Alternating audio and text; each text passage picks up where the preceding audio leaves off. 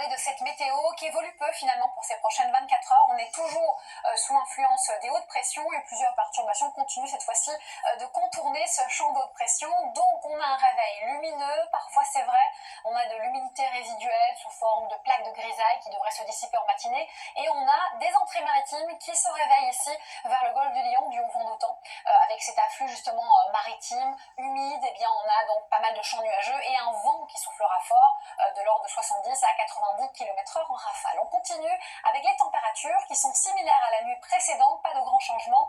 des valeurs de saison plutôt sur un quart nord-est, une douceur vers l'Atlantique et la Méditerranée, et durant l'après-midi de dimanche, encore plus de douceur qu'aujourd'hui, avec des valeurs qui oscilleront globalement plutôt de 8 à 21 degrés, et on compte 5 degrés seulement pour Strasbourg. Donc hausse des valeurs cet après-midi et stabilisation du thermomètre la semaine prochaine. On termine ce mois de janvier avec justement des entrées maritimes jusqu'aux Cévennes lundi, avec aussi un voile qui annonce l'arrivée d'une perturbation, mais globalement c'est une journée plutôt agréable et sèche, sauf évidemment, je vous le disais ici, vers le haut de l'Hérault par exemple et le Gard. Puis ensuite on a une perturbation qui flirte avec notre bord de Manche. Des pluies sont au programme, légères, sous forme d'averses, et on a encore des entrées maritimes, mais qui seront beaucoup moins importantes que la veille, donc que lundi. Et puis ensuite, mercredi, la France commence à se scinder en deux, avec un temps qui devient de plus en plus sec et lumineux au sud, de plus en plus sec et nuageux au nord. Le tout avec des températures qui sont 4-5 degrés au-dessus des normales de saison, et on conservera